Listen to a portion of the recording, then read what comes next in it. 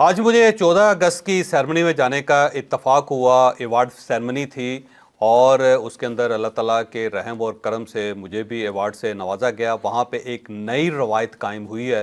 ये रवायत दो ख़वातीन ने कायम की और उसके बाद 15 मिनट के अंदर अंदर ये रवायत बन गई। और मुझे लगता है कि आने वाले दिनों में पूरा पाकिस्तान इस रवायत की पैरवी करेगा। ये रवायत क्या है, ये हम आपको आज के व्लॉग में पूरी तफसील से बताएंगे। और इसके साथ साथ अमेरिका ने एक अजीब सा ऐलान किया। उसने कहा कि अगर अमेरिकी सदर और रशियन सदर की मुलाकात कामयाब ना हो सकी तो उसके नतीजे में इंडिया के टैरिफ में इजाफा हो जाएगा। तो ये एक नई सी चीज़ है, ये भी हम आपको आज के व्लॉग में बताएंगे। और इसके साथ साथ इंडिया के अंदर एक डिबेट चल रही है कि आने वाले दिनों में पाकिस्तान एक बहुत बड़ी ताकत बनने वाला है, एक ऐसी ताकत बनने वाला है जिसका इंडिया मुकाबला नहीं कर सकेगा। अब ये इंडिया में डिबेट कौन कर रहा है और इसका मतलब क्या है, इसकी डिटेल क्या है, ये भी आपको इसी व्लॉग में पूरी तफसील से बताएंगे। और इसके साथ साथ इंडिया के अंदर एक और मीडिया स्टंट क्रिएट किया गया है और वो मीडिया स्टंट बड़ा ही दिलचस्प है। इंडिया के कुछ दानश्वर और कुछ जर्नलिस्ट ये क्लेम कर रहे हैं कि पाकिस्तान में अमेरिका के एटमी अड्डे मौजूद है, बेस मौजूद है। क्या ये बात दुरुस्त है? वाकई पाकिस्तान के अंदर अमेरिका ने अपने न्यूक्लियर वेपन रखे हुए हैं? ये भी हम पूरी डिटेल के साथ आपको आज के व्लॉग में बताएंगे। लेकिन व्लॉग की तरफ जाने से पहले मेरी आपसे रिक्वेस्ट है कि चैनल को सब्सक्राइब जरूर कीजिएगा और ये जो बेल आइकन है उसको प्रेस जरूर करें ताकि नोटिफिकेशन आपको मिलता रहे। और ये याद रखें अगर अच्छी बात सदका जारिया होती है। अगर आपको ये व्लॉग अच्छा लगे तो किसी न किसी के साथ जरूर शेयर कीजिएगा। और हमने अपना column 0 point of audio form में लॉन्च कर दिया है, आप इस लिंक पर क्लिक करके अब हमारा कॉलम सुन भी सकते हैं। अस्सलामुअलैकुम नाज़रीन, मैं हूं फ़ारूक अब्बास, न्यूट्रल बाय जावेद चौधरी। मैं नाज़रीन यौम आज़ादी बहुत बहुत मुबारक आपको। जब ये व्लॉग आप देख रहे होंगे तब 15 अगस्त हो चुका होगा, यौम आज़ादी गुजर गई, लेकिन ये कुछ नकुश छोड़ गई। इस 14 अगस्त को, इस यौम आज़ादी को हम बहुत ज़्यादा मिस कर रहे थे। जिस दिल से हम इस दिन को मनाया करते थे वो एक मखसूस पार्टी ने या उसके एक सोशल मीडिया के ग्रुप ने, सारी पार्टी को हम ब्लेम नहीं करेंगे, लेकिन उसमें बहुत बड़ा एलिमेंट ऐसा मौजूद था कि जिसने तफरका पैदा कर दिया था, जिसने फौज के खिलाफ मतलब बकवास कर करके, उल्टी सीधे हरकतें कर करके कौम को डिवाइड कर दिया था। और हमें यकीन माने अपनी यौम आज़ादी को भी हम उस तरह एंजॉय नहीं कर सक रहे थे। लेकिन अब जब हम आए तो हमने देखा पाकिस्तान की कोई रोड ऐसी नहीं है, कोई जगह ऐसे नहीं है जहां पाकिस्तान के झंडे ना हो, जहां पाकिस्तान जिंदाबाद के नारे ना हो। हर गाड़ी पे दो दो झंडे लगे हुए हैं। जिसके पास साइकिल है वो साइकिल पे लेके जा रहा है, जिसके पास मोटरसाइकिल है वो बीवी बच्चों के साथ मोटरसाइकिल पे झंडा उठा के जा रहा है। तो यह है हमारा पाकिस्तान, यह है वो 14 अगस्त। और इज्जत इस चीज को कहते हैं। इज्जत की एक मिसाल आगे जाके आपको दूंगा भी, लेकिन अभी चौधरी साहब से जानते हैं। एक तो उन्होंने आज एक अवार्ड सेरेमनी जो है ना अटेंड की, जिसमें चौधरी साहब को अवार्ड भी मिला। कल इसके बारे में हमने अनाउंस भी किया था। उसका कुछ आंखों देखा हाल भी बताएंगे और साथ ये भी उनसे पूछते हैं कि ये 14 अगस्त उन्हें दूसरी 14 अगस्त से कितनी तब्दील लगी। देखो फर्क दो पाकिस्तान थे। एक मई 2025 से पहले का पाकिस्तान था, डिवाइडेड था, परेशान हाल था, डिमोरलाइज्ड था और पाक फौज जो थी उसके ऊपर बड़ा हमला हो रहा था और ऐसा लगता था कि अंदर से बाहर से पाकिस्तान फौज के ऊपर, पाकिस्तान के ऊपर, पाकिस्तान की इकानमी के ऊपर, पाकिस्तान की सलामती के ऊपर मसलसल हमले हो रहे हैं और किसी को भी पाकिस्तान के ऊपर यकीन नहीं था स्वाय चंद लोगों के, जिसके अंदर फील्ड मार्शल शामिल है। वो बार बार ये कहते थे कि पाकिस्तान के ऊपर यकीन करें, पाकिस्तान का आने वाला कल बहुत अच्छा है और ये अल्लाह ताला ने पाकिस्तान बनाया है, खसूसी ब्लेसिंग है पाकिस्तान के ऊपर अल्लाह ताला की, इसको कुछ नहीं होगा। लेकिन इसके बावजूद पूरे पाकिस्तान के अंदर मायूसी थी और ये मायूसी बाहर से भी फैलाई जा रही थी, पाकिस्तान से भी फैलाई जा रही थी। ऐसा महसूस होता था कि पूरा एक इंटरनेशनल एजेंडा है जिसका एक ही मकसद है कि पाकिस्तान को सियासी तौर पे डिवाइड किया जाए, पाकिस्तान को माशरती तौर पे, मजहबी तौर पे डिवाइड किया जाए और इसके साथ साथ पाकिस्तान की अफवाज जो हैं उसके खिलाफ बाकायदा प्रोपेगेंडा करके अवाम को उसके सामने खड़ा किया जाए।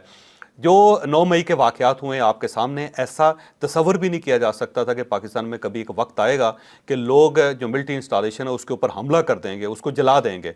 और इस तरह तो 1971 की जंग के अंदर भी नहीं हुआ था जो 9 मई को यहाँ पे हुआ और जो पूरी दुनिया ने तमाशा देखा।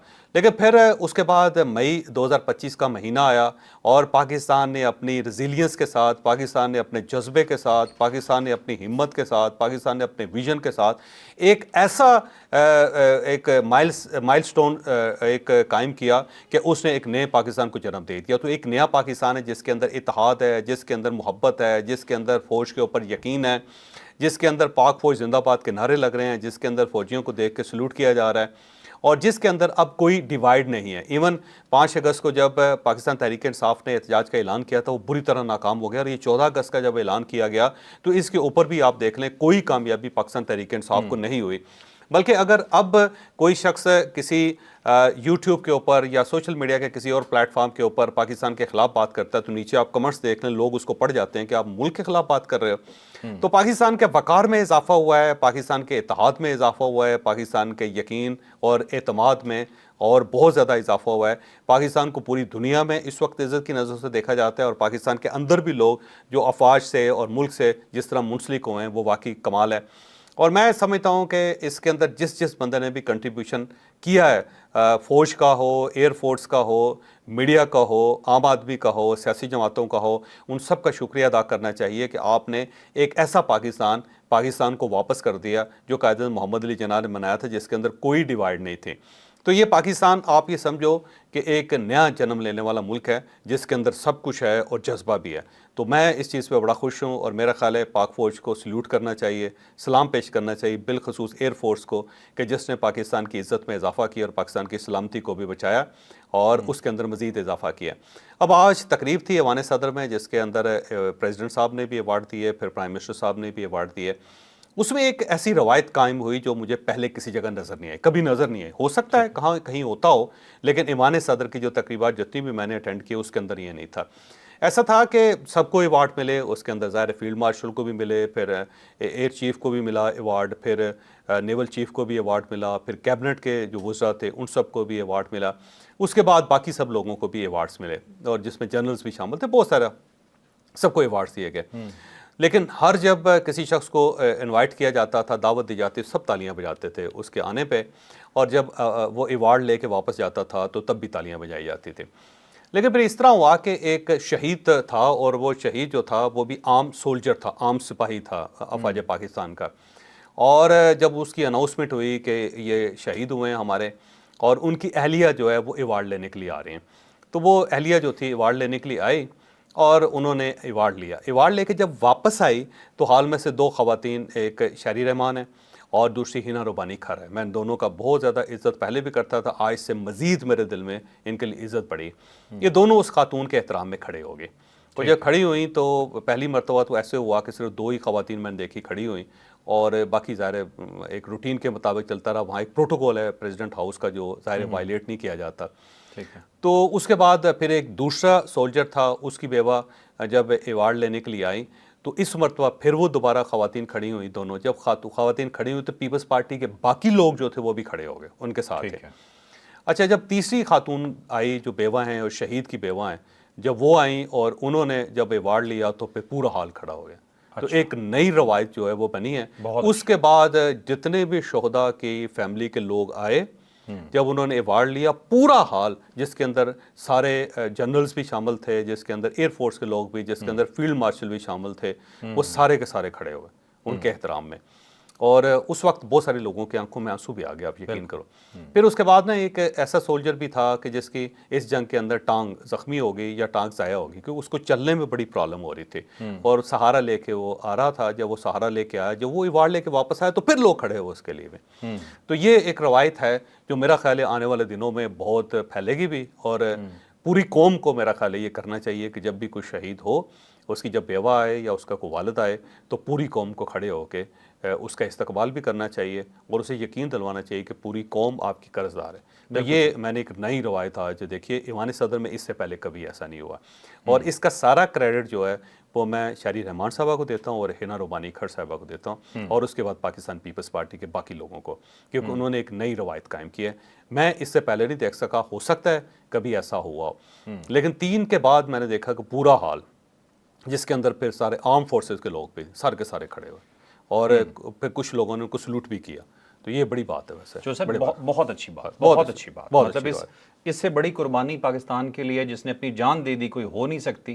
اور میرا خیال ہے پورے پاکستان کے جتنے محکمے ہیں، چاہے سرکاری ہیں چاہے پرائیویٹ ہیں، اگر صرف پتہ چل جائے کہ یہ شہید کی بیوہ ہے، اس کی ماں ہے، اس کا بیٹا ہے، اس کی بیٹی ہے، تو میرا خیال ہے کہ اس سے فیسز تک نہیں لینی چاہیے. میرا خیال ایک اور ہے، میرا خیال یہ ہے کہ ریاست پاکستان کو ان تمام لوگوں کے لیے خصوصی کارڈ جاری کرنا چاہیے. بالکل صحیح. ایک خاص کارڈ ہونا چاہیے، ٹھیک ہے، شہداء کارڈ، کہ جب وہ کارڈ کسی بھی دفتر میں جائے تو لوگوں کو اٹھ کے اس کا استقبال کرنا چاہیے, باہر آ کے ان کو ریسیو کرنا چاہیے, ریسیو کریں, اور ان کے کام میں کوئی رکاوٹ نہیں. یا پھر اس طرح کریں کہ جو شناختی کارڈ ہے نا اس کے اوپر ایک خصوصی اسٹیٹس لکھ دیا جائے اسی شناختی کارڈ کے اوپر, کیونکہ بعض میں پاکستان کے اندر جعل سازی بہت ہوتی ہے نا, کچھ جعلی کارڈ بھی بننے شروع ہو جائیں گے.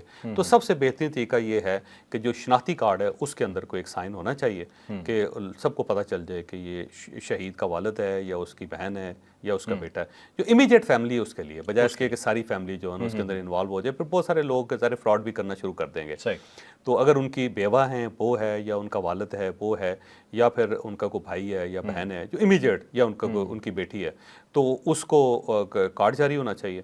اور اس کارڈ کو جس سرکاری دفتر میں جائے یا غیر سرکاری دفتر میں جائے, سب کو اٹھ کے ان کا استقبال بھی کرنا چاہیے اور ان کا کام بھی ہونا چاہیے بغیر کسی رکاوٹ کے. اور کچھ رعایتیں بھی ان کو ہونی چاہیے جو کسی کے لیے بھی نہ ہو, ایکسیپشنل ہونی چاہیے. بالکل صحیح. تو یہ کیونکہ یہ قوم ان کی قرضدار ہے, انہوں نے جان دی ہے ملک کے لیے, ہم سب نے باتیں کی ہیں, انہوں نے جان دی ہے. اس سے بڑی تو قربانی میرا خیال یہ ہے کہ آرمی چیف کو, فیلڈ مارشل صاحب سے میری درخواست ہے کہ وہ اسے انیشیٹو لیں, ایک خصوصی کارڈ جاری کروائیں جس کی نقل نہ تیار ہو سکے, یا پھر شناختی کارڈ کے اندر انہیں چاہیے کہ کوئی خاص ایک سائن رکھیں جس سے پتہ چلے کہ بندہ ہمارے لیے بڑا اسپیشل ہے, اور پھر اسے پورا فل سپورٹ دی جائے, اور پھر میرا خیال ہے پھر جا کے قرض ادا ہو سکے گا, ویسے نہیں. بالکل صحیح, بالکل صحیح. ناظرین, چوہدری صاحب بڑے کمپوز رہتے ہیں. آج پہلی دفعہ میں نے دیکھا یہ بات کرتے ہوئے, جب وہ شہداء کے متعلق بتا رہے تھے تو میں نے چوہدری صاحب کی آنکھوں میں آنسو دیکھے ہیں. شاید ابھی بھی وہ تسلیم نہ کریں, لیکن کچھ ریڑے گئے, ایک عرصے سے ساتھ ہوں تو میں جانتا ہوں کہ وہ کیسے کمپوزڈ ہوتے ہیں.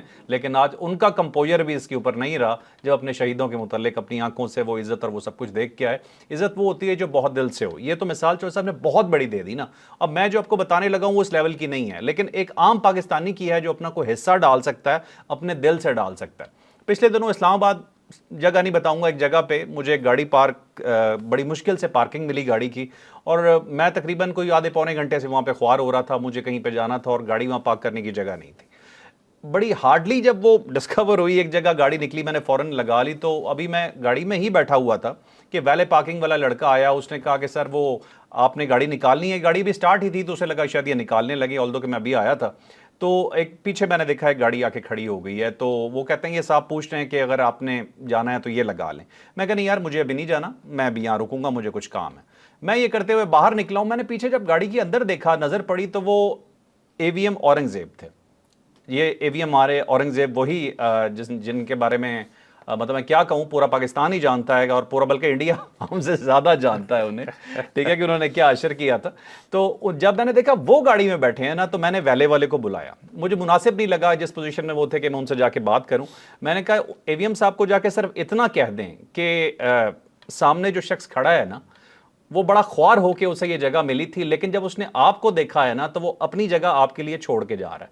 میں نے وہیں سے گاڑی نکالی, ان کی گاڑی وہاں پارک کروائی, اور میں چپ کر کے چلا گیا. انہیں شاید اس چیز کا معلوم بھی نہ ہو, لیکن یہ وہ عزت ہے جو انہوں نے خود کمائی ہے, جو ہمارے فوجیوں نے, ہماری ایئر فورس نے, ہماری آرمی نے کمائی ہے ہماری پروٹیکشن کر کے. تو عزت وہ ہوتی ہے جو صرف دل سے ہو. اچھا, اسی میں ایک اور واقعہ میں بتاتا ہوں کہ یہ جو اس وقت تقریب ہو رہی تھی جو پریزیڈنٹ ہاؤس میں, وہاں پہ ایک آفیسر آئے ایئر فورس کے. جب وہ آئے تو پرائم منسٹر صاحب نے ان کا زیادہ بہتر طریقے سے استقبال کیا, جو ظاہر اسپیشل جس کو کہتے ہیں, پراپر جو فیلنگ آتی ہے, اور ان سے بات بھی کی, اور پھر ان کا رخ حال کی طرف موڑ کے کہا کہ یہ وہ ہیں جنہوں نے S-400 تباہ کیا تھا. اچھا, پورے حال نے جو تالیاں بجائی ان کے لیے. ٹھیک ہے. یہ تو میرے خیال چوہدری صاحب ایک انپریسیڈنٹڈ ہے. ہم نے نہ 65 کی جنگ دیکھی, نہ 71 کی دیکھی, ہاں 2025 کی دیکھی, اور 2025 کی جیتتی ہوئی جنگ ہم نے دیکھی. اچھا, اب چلتے ہیں جی نیکسٹ ٹاپک پہ. بہت ہی امپورٹنٹ ٹاپک ہے چوہدری صاحب. میں تو ہنس کے پاگل ہو گیا جب میں نے یہ دیکھا. امریکہ نے ایک اور دھمکی لگا دی ہے جی انڈیا کو. انہوں نے کہا ہے کہ ہمارے مذاکرات ہونے جا رہے ہیں رشیا سے, اگر وہ مذاکرات ناکام ہو گئے تو ہم آپ پہ پابندیاں لگا دیں گے. اچھا, آپ کی یہ کیا بدتمیزی ہے جی, ٹیرف آپ کا بڑھا دیں گے, کیونکہ دعا کریں کہ جو رشیا اور امریکہ کے جو مذاکرات ہیں وہ کامیاب ہو جائیں. اس میں نا وہ ایک آدمی بت پرست تھا, وہ بت کی پوجا کرتا تھا. تو دوسرا جو بھائی تھا نا وہ بت سے بڑی بد خلاقی کرتا تھا, اس کی بے عزتی کرتا تھا, اس کو گالیاں دیتا تھا. تو ایک بار جو بت کو نہیں مانتا تھا نا بھائی, جو اس کے ساتھ بد کلامی کرتا تھا, تو اس نے کہہ دیا کہ تو جعلی خدا ہے, اور میں نے آج شام کو آ کے تمہاری گردن اتار دینی. بدھ کو کہا اس نے. اچھا. پر میں نے تمہیں توڑ دینا, تمہیں کر لے جو, اگر تو بھگوان ہے تو بچا اپنے آپ کو. ٹھیک ہے. تو وہ جو بت تھا نا, وہ اب دوسرے بھائی کے خواب میں آیا, اور اس بھائی کے خواب میں آیا جو اس کو مانتا ہے. ٹھیک ہے. ٹھیک ہے. تو بت نے اسے کہا کہ سن بات سن, تیرا جو بھائی ہے نا وہ میری گردن توڑنے لگا آج, اور اگر اس نے میری گردن توڑی تو تمہیں میں فنا کر دوں گا, تمہیں نہیں میں چھوڑوں گا. تو اس نے بت سے کہا کہ حضور بھگوان, میں تو آپ کو مانتا ہوں, اگر آپ نے نقصان پہنچانا ہے تو اس کو پہنچائیں جو آپ کو نہیں مانتا, مجھے کیوں نقصان پہنچائیں گے, میں تو آپ کا بھگت ہوں, میں تو آپ کی پوجا کرنے والا ہوں. بت نے کہا یار میں اس کا کیسے نقصان کر سکتا ہوں, وہ تو مجھے مانتا ہی نہیں ہے, میں تو اسی کا نقصان کر سکتا ہوں جو مجھے مانتا ہے. تو یہ بالکل اسی طرح ہی ہے کہ ہمارے مذاکرات چلنے لگے ہیں, اور اگر وہ مذاکرات ناکام ہوئے, انڈیا تیری خیر نہیں. سب کامیڈی ہے یا نہیں؟ یہ ایسے بڑی دلچسپ قسم کی بات ہے مودی کے ساتھ جو ہو رہا ہے. مودی کے سارے, کیونکہ اس کی وجہ یہ ہے کہ پھر بینیفیشری ہوگا نا انڈیا. اس کا مطلب یہ ہے کہ تیل لیتے رہیں گے, اور اس میں ایک اور ٹوسٹ بھی یہ ہے کہ مذاکرات جو ہے نا میرا خیال ہے انڈیا کے اوپر ہی ہو رہے ہیں کہ آپ انڈیا کو تیل دینا بند کرو اور انسان کے بچے بنو, انڈیا کا بھی بیڑا غرق ہوگا, تمہارا بھی ہوگا. جوزف رشیا پوری دنیا کو تیل بیچتا ہے, نام صرف انڈیا کا لیتے ہیں. وہ اس کی وجہ یہ ہے کہ انڈیا جو ہے نا وہاں پہ ریفائنریز ہیں, انڈیا وہ آئل ریفائن کر کے بیچتا ہے, اور دنیا کی سب سے بڑی آئل ریفائنری جو ہے نا وہ گجرات میں لگی ہوئی ہے. تو مکیش امبانی صاحب, ریلائنس گروپ, تو وہ ظاہر ہے وہ کہتے ہیں کہ گردن میں نے تمہاری توڑنی ہے اگر اس نے مجھے کچھ کیا تو. جوزف کچھ بھی ہو جائے نا, امریکہ انڈیا کو لے ہی آتا ہے. مجھے چھوٹا سا لطیفہ یاد آ گیا, ٹھیک آپ کو بتاتا ہوں, کیمرے پہ نہیں بتا رہا میں. چلے بعد میں. ہوتا یہ جی کہ خرگوش ہے, اور بادشاہ سلامت جو ہے ان کا ملازم ہے وہ, لیکن بادشاہ سلامت کو وہ خرگوش بالکل پسند نہیں ہے. ٹھیک ہے. وہ کچھ بھی کرتا ہے نا اس بیچارے کو پھینٹا لگتا رہتا ہے. وہ بیچارہ جب بھی کچھ کام کر کے اچھا کام کر کے سامنے لائے گا تو رکھ کے چپیڑ مارے گا اسے, اگر ٹوپی کیوں نہیں پہنی تو نے. ٹھیک ہے. وہ بیچارہ ٹوپی پہن کے آئے گا تو بیچارہ ادھر دیکھے گا, یا اس نے اتاری پھر رکھ کے مارے گا ٹوپی کیوں نہیں پہنی. تو اس کا ایک اور وزیر اسے مشورہ دیتا ہے, کہتا ہے یار برا لگتا ہے تو ایک ہی چیز پہ اسے بار بار ماری جا رہا ہے, کچھ ایسے کر کے کچھ لاجک پیدا کر لیا کر. کہتا مثلاً یہ کہ اسے سموسے لینے بھیج, اور اس سے کہے کہ سموسے لے کے آ. اب یہ لے کے آئے گا تو اس سے پوچھنا میٹھی چٹنی ہے, تو آگے سے وہ کہے گا نہیں ہے, یا مطلب وہ جو کہے گا ہے تو کہنا دوسری کہاں ہے چٹنی وائٹ والی. تو جون سے بھی نہیں ہو رکھ کے تھپڑ مار دینا, لاجک سے مارا کرو, بلا وجہ نہیں. برا لگتا ہے اسے, ایسے ہی تم مارتے رہتے ہو. تو اب یہ خرگوش سن رہا ہوتا ہے. خرگوش کہتا ہے اچھا میں بتاتا ہوں. وہ جا کے دونوں چٹنیاں سموسے کے ساتھ لے آتا ہے, لا کے بادشاہ سلامت کو پیش کرتا ہے. بادشاہ سلامت سے کہتا ہے, بادشاہ سلامت کہتا ہے ہاں بھائی چٹنی کہاں ہے میٹھی, وہ نکال کے دیتا ہے یہ. وہ کہتا ہے وائٹ کہاں ہے, وہ کہتا ہے یہ. اب بادشاہ سلامت کو سمجھ نہیں آتی, اور رکھ کے چپیڑ مار دے, کہتے ٹوپی کیوں نہیں پائی. مودی کے ساتھ یہ ہو رہا ہے, مودی کچھ بھی کر لے, ٹرمپ کی چپیڑ آتی ہے کہ ٹوپی کیوں نہیں پائی. ٹھیک ہے. اب چلتے ہیں جی ایکچولی نیکسٹ اسٹوری میں, بڑی امپورٹنٹ اسٹوری جی. پاکستان ماشاءاللہ جی دنیا کی بہت بڑی طاقت بننے جا رہا ہے, مان رہا ہے آپ کا دشمن. یہ کس طرح سے مان رہا ہے, اس کے پیچھے بہت بڑی لاجک ہے. ہم نے نکالا ہے ترا انڈیا کا. کل ایک ایسی اناؤنسمنٹ کی ہے کہ انڈیا کی ٹانگیں ہلی ہوئی ہیں, اور وہاں پہ اب سمجھ نہیں آ رہا کیا ہوگا. یہ پوری سٹوری بتائیں گے ڈیٹیل سے آپ کو جاوید چودھری. اب یہ جو سٹوری ہے نا, یہ مجھے بتائیے فرق نے, کیونکہ فرق نے پروین ساہا نے جو ہے نا اس کا پورا انہوں نے ویلاگ سنا ہے, اور اس کے بعد یہ کہنے لگے کہ یہ بڑا زبردست بندہ ہے, یہ بڑا اچھا بولتا ہے, میں خود بھی ان کو سنتا رہتا ہوں, واقعی بیلنس آدمی, اور انڈیا جیسے ملک کے اندر رہ کے بیلنس بات کر کے وہاں پہ سروائیو بھی کر رہا ہے, بڑی بات ہے. ویسے آپ کی ویسے بات بھی ہوئی تھی ان سے, اس نے کہا تھا بھائی مجھے معاف کر دو, میں کیوں یہاں سے مجھے مروانا ہے. ہاں وہ انڈائریکٹلی کچھ تھا, وہ نے کہا تھا ہمیں مجھے جان کا تھریٹ ہے, جان جب ہو رہی تھی وہ انٹرویو نہیں دے رہے تھے پاکستانیوں کو. ہاں جی. تو بہرحال ان کے پروین ساہا صاحب نے ایک بڑا انکشاف کیا نا جی, پاکستان جو ہے بڑی طاقت بننے والا ہے آنے والے دنوں میں, اور اس میں انہوں نے کہا جی پاکستان کی جب راکٹ فورس بنے گی تو وہ بہت زیادہ ڈنٹ ڈالے گی انڈیا کو, اور ساتھ انہوں نے کہا جی PLA جو ہے نا, یہ پیپلز لبریشن آرمی جو چائنا کی ہے, وہ اس کو سپورٹ کر رہی ہے بہت زیادہ, اور آنے والے دنوں میں اس کی مزید سپورٹ کرے گی. اور ساتھ ساتھ انہوں نے کہا جی کہ انڈیا اور پاکستان کے اندر ایک فرق یہ ہے کہ پاکستان کے پاس بڑی قوت ہے, بڑی قوت سے وہ ریئیکٹ کرتا ہے, بڑی فورس کے ساتھ. اس کی وجہ یہ ہے کہ وہاں پہ ایک بندے کے پاس سارے اختیارات ہیں جس کو آرمی چیف کہتے ہیں, جبکہ انڈیا کے اندر اختیارات جو ہے وہ تقسیم ہے, اور وہاں پہ ایک عجیب سا کارٹون نیٹ ورک چل رہا ہے جس کے اندر کوئی سمجھ نہیں آ رہی کہ کس کے پاس اختیارات ہیں، کس نے یوز کرنے ہیں. کہیں سویلین استعمال کر دیتے ہیں تو فوج نہیں مانتی ہے، جو کہیں فوج استعمال کرتی ہے یا معاملات کو سیٹل کرنا چاہتی ہے سویلین نہیں مانتے، تو وہاں پہ کیا صرف کنفیوژن ہے، جس وجہ سے قوت فیصلہ جو ہے وہ انڈیا کی بہت کمزور ہے اور پاکستان کی قوت فیصلہ بڑی اسٹرانگ ہے. وہ فیصلہ کر لیتے ہیں اور اس کے بعد اس کو امپلیمنٹ کرتے ہیں. ساتھ انہوں نے کہا کہ آنے والے دنوں میں چین کا جو بیدو سسٹم ہے جس کے اندر 45 سیٹلائٹس ہیں وہ پاکستان کو بہت زیادہ سپورٹ کرے گا، اور اگر اگلی جنگ ہوئی تو وہ جو راکٹ فورس ہے پاکستان کی اس نے تباہ کرتا ہے انڈیا کو، کیونکہ اس کے پیچھے جو چائنیز سیٹلائٹس ہیں وہ استعمال ہوں گے اور گائیڈڈ ہوں گے. اور ساتھ انہوں نے کہا کہ کیونکہ انڈیا نے اگنی میزائل جو ہے جو ظاہر پاکستان میں شاہین میزائل کا جواب تھا اس کے برابر ہے، تو جب اگنی میزائل میں اس نے بنکر بسٹر بنانے کا فیصلہ کیا کہ اسی کو جو سپر سانک ہے اس کے ساتھ ہم جب بنکر بسٹر اس کو بنائیں گے 7500 کلو گرام کا ہے نا، ایسے ہی ہے نا، 7500 کلو گرام کا یہ بم ہوگا. تو جب انڈیا نے یہ اناؤنس کیا تو ساتھ ہی پاکستان نے اناؤنسمنٹ کر دی کہ ہم ایک راکٹ فورس کمانڈ بنا رہے ہیں، اور یہ جو کمانڈ ہوگی اس کو ایک لیفٹیننٹ جنرل جو ہیں وہ اس کو لیڈ کریں گے، اور یہ فل کمانڈ ہوگی یا پوری کور کی حیثیت سے رکھے اس کی حیثیت ہوگی، اور یہ پاکستان نے اس کا جواب دیا ہے. تو جب پاکستان نے جواب دیا ہے تو یہ ظاہر خطرناک ہے. اور ساتھ ساتھ انہوں نے یہ بھی کہا کہ یہ جو پاکستان کے اندر بنکر بسٹر انڈیا جو بنکر بسٹر بنا رہا ہے اس کا مقصد یہ ہے کہ وہ پاکستان کی جو نیوکلیئر فیسلٹی ہے اس کو نشانہ بنانا چاہتا ہے. تو پاکستان نے ساتھ ہی راکٹ فورس کمانڈ بنا کے انہوں نے کہا یہ آپ کر لیں جو کرنا ہے. اور یہ ٹٹ فار ٹیٹ پاکستان اور انڈیا کے درمیان بڑے عرصے سے ہو رہا ہے. 2004 میں یہاں پہ کولڈ سٹار ڈاکٹرین انڈیا نے ایک ایجاد کیا تھا کہ پاکستان نیرو ہے اور لمبا ہے اور اس کی ڈیپتھ کم ہے تو اس کو درمیان سے کاٹ دیں گے، جب درمیان سے کاٹ دیں گے تو پاکستان سروائیو نہیں کر سکے گا. تو اس کے جواب میں پھر پاکستان نے ٹیکٹیکل ویپنز کا ایک پورا سسٹم بنایا تھا جو چھوٹے ویپنز ہیں اور چھوٹا اس کے اوپر ایٹم بم لگا ہوا ہے، ایک پورا تھیٹر مثلا 50 کلومیٹر کا جس کے اندر اگر ان کی فوج آ گئی ہے تو وہاں پہ مار کے نیوکلیئر ویپن ہوگا، لیکن وہ صرف 50 کلومیٹر کے اندر رہے گا، اس کے ریڈیس سے باہر نہیں جائے گا. تو ایک ٹیکٹیکل ویپن جو ہے پاکستان نے ڈیولپ کیا، لیکن اس نے فوج کے حوالے نہیں کیا. جس دن انڈیا یہ حرکت کرنے کی کوشش کرے گا تو پاکستان اس کو یوز کر لے گا. تو بالکل اسی طرح انڈیا جو کرتا ہے پاکستان اس کا کاؤنٹر کرتا ہے، جواب تیار کرتا ہے. تو جواب جو ہمارے پاس ہے وہ راکٹ فورس ہے، اور یہ راکٹ فورس کمانڈ جو ہے آنے والے دنوں میں پاکستان ایئر فورس کے ساتھ مل کے بہت بڑا کمال کرے گی. اور یہ پروین سہانے نے اپنے ملک کو بتا دیا ہے کہ بھائی زیادہ پکانا لو، وہ ہم سے بہت مضبوط ہے. یہ کولڈ سٹار ڈاکٹرائن جو تھی اس کا جواب جو تھا وہ آیا ہمارے ٹیکٹیکل ویپن کی صورت میں، اور ابھی جو ان کے یہ جو اگنی 5 ہیں، اب میرے منہ سے کچھ نکل جاتا، فیول بڑا اسٹرانگ ہے ان کا، کر سکتے ہوں گے، گو کولو ڈال لیتے ہیں. تو وہ جو اس کے جواب میں ہم نے یہ راکٹ فورس تیار کر لی، لیکن ہماری اوریجنل راکٹ فورس اور فیول بھی اوریجنل ہے. اب چلتے ہیں جی اگلی سٹوری پہ. نیکسٹ سٹوری ہماری جی بہت ہی امپورٹنٹ ہے. انڈیا نے ایک بہت بڑا الزام لگا دیا. اب پنگا یہ ہے جی کہ پاکستان ان سے گھیرا نہیں جا رہا. کبھی وہ ہمارے جنرل پہ الزام لگا دیتے ہیں جی کہ آدھی دنیا کو لے ڈوبنے کی انہوں نے بات کی تھی، ثبوت ان کے پاس نہیں ہوتا.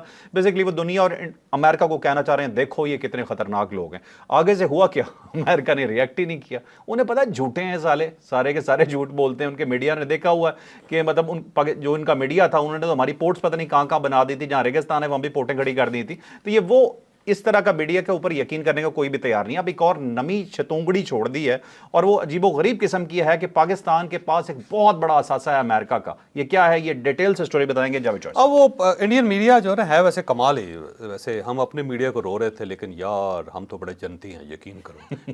آج جو میڈیا کو جرنلسٹوں کو جو ایوارڈ ملے ہیں وہ اسی چیز کی نشان. اور یہ پہلی مرتبہ ایسا ہوا ہے کہ ایوارڈ جو دیے گئے وہ کنٹروورشل نہیں ہوئے، کسی نے اعتراض ہی نہیں کیا، کیونکہ یہ نیشنلزم ہے. سب کو پتہ چلا ہے کہ میڈیا نے بڑا کام کیا ہے اور بڑا پازیٹیو کام کیا ہے، جھوٹ نہیں بولا کسی جگہ پہ. انڈین میڈیا توبہ توبہ توبہ توبہ.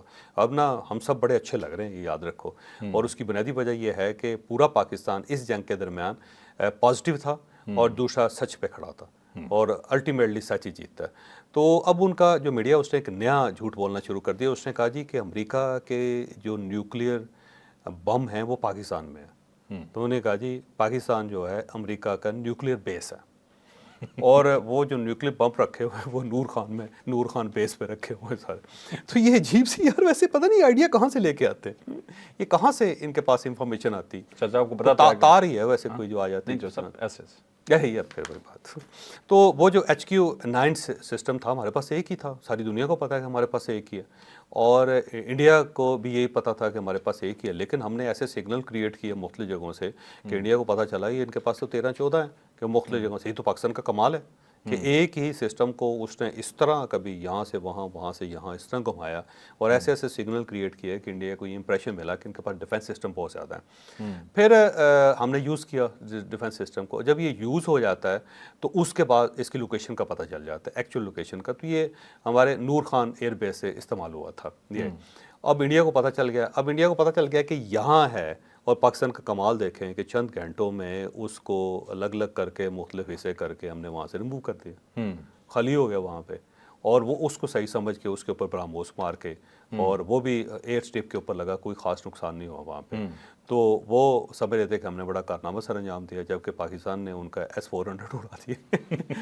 تو بہرحال یہ پاکستان کا کمال ہے. یہ نور خان جو ہے نا، اب ان کے دل میں چبھ رہا ہے، کیونکہ اس کی وجہ یہ ہے کہ انہوں نے بڑا کام کیا تھا اپنی طرف سے، کہ انہوں نے بڑا مارکا مارا کہ انہوں نے جو ہمارے ڈیفینس سسٹم تھا اس کو اڑانے کی کوشش کی، جبکہ وہاں پہ تھا ہی نہیں. پاکستان نے استعمال کر کے بعد اس کو الگ الگ کیا اس کے حصے، اور مختلف گاڑیوں پہ لاد کے سب مختلف جگہوں جھوٹوں پہ کی لے گئے. انتہا. ان کے میڈیا کو دیکھیں تو وہ کلیم کرتے ہیں ہم نے تو تباہی پھیر دی، ہم نے پنڈی اسٹیڈیم اڑا دیا، ہم نے جناب نور خان ایئر بیس اڑا دی، ہم نے 13 ایئر بیسز اڑا دیں. لاہور کی بندرگاہ بھی، لاہور کی بندرگاہ بھول گیا تھا. کراچی کو آگ لگا دی، کراچی کی بندرگاہ کو آگ لگا دی. نیوی کا پتہ نہیں کیا کیا انہوں نے ہمارے. اسلام آباد تو آ گئے تھے. ہاں بالکل ظاہر ہے، بیٹھے ہوئے تھے ادھر آ کے. اچھا بہرحال اب یہ جو سٹوری ہے نا کہ جو پاکستان میں امریکہ کی ایٹمی بیس ہے، اس کی بنیادی وجہ یہ ہے کہ امریکہ نے ورلڈ وار سیکنڈ کے بعد اس طرح کیا تھا کہ جتنے اس کے پاس ایٹم بم تھے اس کو مختلف ملکوں کے اندر رکھا ہوا ہے. مثلاً اس نے جرمنی کے اندر رکھا ہوا، اٹلی کے اندر رکھا ہوا، بیلجیم کے اندر رکھا ہوا، نیدرلینڈ کے اندر رکھا ہوا، ٹرکی کے اندر رکھا ہوا، اور اس کے علاوہ مختلف جو اس کے بیسز ہیں، جہاں جہاں ملٹری بیسز ہیں، وہاں پہ اس نے اپنے نیوکس رکھے ہوئے ہیں. اور اس کی بنیادی وجہ یہ ہے کہ امریکہ بہت دور ہے، اور اسے پتہ ہے جب میرے اوپر اٹیک ہوگا تو بڑے دور سے ہوگا، تو جواب دینے کے لیے اس کو بڑا ٹائم لگے گا. تو اس نے اس طرح کیا ہے کہ جہاں جہاں اس کو تھریٹس ہے اس کے قریب قریب اس نے اپنے نیوکس رکھ دیے ہوئے ہیں. ٹھیک ہے. اور اس کی ایک اور وجہ بھی ہے، آپ کو پتہ ہے جب تو پہلا ایٹمی اس نے بم پھینکا تھا ہیروشیما کے اوپر 1945 میں، تو وہ اس بم کو جو پھینکنے کے لیے جو بم لے کے آیا تھا وہ بالکل قریب تھا جاپان کے، ایکینووا کے قریب تھا، ایک آئی لینڈ تھا. تو پہلے اس نے وہاں پہ بم شفٹ کیا تھا. شفٹ کرنے کے بعد اس نے زیادہ بم شفٹ کیے تھے، پھر وہیں سے اس نے ہیروشیما پہ مارا، پھر اس کے بعد ناگاساکی پہ مارا. پھر جب جاپنیز کو پتا تھا کہ یہاں بالکل قریب بم پڑے ہوئے ہیں، اور اگر اب ہم نے سرنڈر نہ کیا تو اس کے بعد 4 اور بڑے شہر جس کے اندر ٹوکیو بھی شامل تھا اس سب کو اڑا دیں گے. تو امریکہ نے اس وقت یہ سیکھا تھا کہ بم قریب ترین ہونے چاہیے، تو انہوں نے قریب ترین جگہوں پہ یہ بم سارے رکھے ہوئے. اب یہ ساری دنیا کو پتہ ہے کہ امریکہ کی ایٹمی بیسز ہیں، اور وہاں پر انہوں نے بم پڑے ہوئے اس لیے کہ جب وہ ضرورت پڑے تو وہاں سے استعمال کر لیں. تو انہوں نے اب اس بیس پہ کہا ہے کہ صرف یہ جرمنی، اٹلی، بیلجیم، نیدرلینڈ، ترکی میں نہیں ہے، پاکستان میں بھی ہے. تو پاکستان کو اس فہرست میں انہوں نے شامل کر لیا، جبکہ ایسا ایشو نہیں ہے. اور ظاہر ہے پاکستان ایک انڈیپینڈنٹ کنٹری ہے، پاکستان کے پاس اپنے بم ہے، تو اسے امریکہ کے بم رکھنے کی کیا ضرورت ہے. اس کے ساتھ ساتھ یہ بھی انکشاف انہوں نے کیا کہ ہائی انرچڈ یورینیم جو ہے نا وہ 2.7 سے لے کے 3.5 ٹن تک پاکستان کے پاس ہے، اور اس سے وہ 180 نئے بم بھی بنا سکتا ہے. تو یورینیم پاکستان کے اندر اپنی نکلتی ہے، اپنے یورینیم کو بغل چور ایک جگہ کا نام ہے جہاں سے ہم نے یورینیم لیے تھے، تو پاکستان کی اپنی ہے، وہ جتنی بھی ہوگی ہم استعمال کریں گے. یہ انڈینز تعریف کر رہے ہیں کہ پاکستان کے پاس جو یورینیم ہے، جو پاکستان کا جو بم ہے بہت اسٹرانگ ہے، ہائیلی انرچڈ یورینیم پاکستان کے پاس ہے. انرچڈ ہے. اچھا اس کے علاوہ جو ہے نا جو بموں کی جو ہے تعداد وہ بھی بتا دو، پاکستان کے پاس 170 ہیں. یہ نا سپری کی رپورٹ ہے، سپری ایک ادارہ ہے جس کے اندر یہ اسٹاک ہوم میں ہے ادارہ، تو اس کی ایک رپورٹ ہے جس کے مطابق پاکستان کے پاس 170 ہیں، انڈیا کے پاس 180 ہیں، 165 سے لے 180 ہیں، یو کے پاس 225 ہیں، فرانس کے پاس 290 ہیں، چین کے پاس 600 ہیں، اسرائیل کے پاس 90 ہیں. اسرائیل ابھی نیوکلیر پاور نہیں بنا، لیکن اس کے باوجود سب کو پتہ ہے کہ اس کے پاس بم ہیں. نارتھ کوریا جو اس نے اپنے آپ کو نیوکلیر پاور ڈکلیئر نہیں کیا، لیکن اس کے پاس 50 بم ہے. اور اس کے بعد USA اور رشیا کو اگر دیکھا جائے تو دونوں کے پاس 5,000 سے لے کے 6,000 بم ہیں، بہت زیادہ تعداد میں ان کے پاس ہے. تو یہ ہے، اور یہ جو انڈیا کا یہ بکواس ہے میرا خیال ہے بالکل ہی ہے، عجیب و غریب سا ہے کہ اب وہ کیونکہ پاکستان کو بدنام کرنا چاہتے ہیں جی، کہ کیونکہ یہاں پہ ایٹمی بیس ہے امریکہ کی، تو اس لیے امریکہ پاکستان کے بڑا قریب ہے. بھائی اگر ایٹمی بیس تھی تو جو بائیڈن کے دور میں بھی تھی، وہ تو بالکل پہاڑ پہ چڑھا ہوا تھا، اس نے تو پاکستان کے وزیر اعظم کو کبھی فون ہی نہیں کیا، کال تک نہیں کی تھی اس نے. اسی وجہ سے عمران خان صاحب کے دور میں وہ بڑا فساد ہوا جی کہ کال ہی نہیں اس نے کی وغیرہ وغیرہ. تو ایویں ہی ہے, بکواس ہی ہے کہ وہ پاکستان کے اپنے بم ہیں, اس کو امریکہ کی کیا ضرورت؟ امریکہ کی مدد بھائی اس صورت میں انہیں پتہ کیا چور صاحب, انہیں ہے جی کہ ایران کو بتا دیں, ٹھیک ہے, تاکہ ایران کے مخالف ہو جائے, ایران پاکستان کے مخالف ہو جائے. وہ انہوں نے جی بیس بنائی ہوئی ہے یہاں پہ, جیسے پہلے نہیں ہوا تھا کہ پاکستان ایئر بیسز دے رہا ہے ایران کے خلاف, وہ والا پروپیگنڈا. کبھی امریکہ کو جا کے بتاتے ہیں کہ یاد دنیا کو ڈبونا چاہ رہے ہیں, اور پھر دنیا کو یہ بتاتے ہیں کہ امریکہ کے بم پاکستان نے رکھے ہوئے ہیں. مطلب آپ کو میں کہتا ہوں یہ گدھے ہیں. میں آپ کو کہتا ہوں ان کے دماغ میں گوبر ہے, آپ مانتے نہیں. ناظرین یہ تھا آج کا special vlog. Like share subscribe کرنا بالکل نہیں بھولنا. اجازت دیجیے, اللہ حافظ. پاکستان زندہ باد.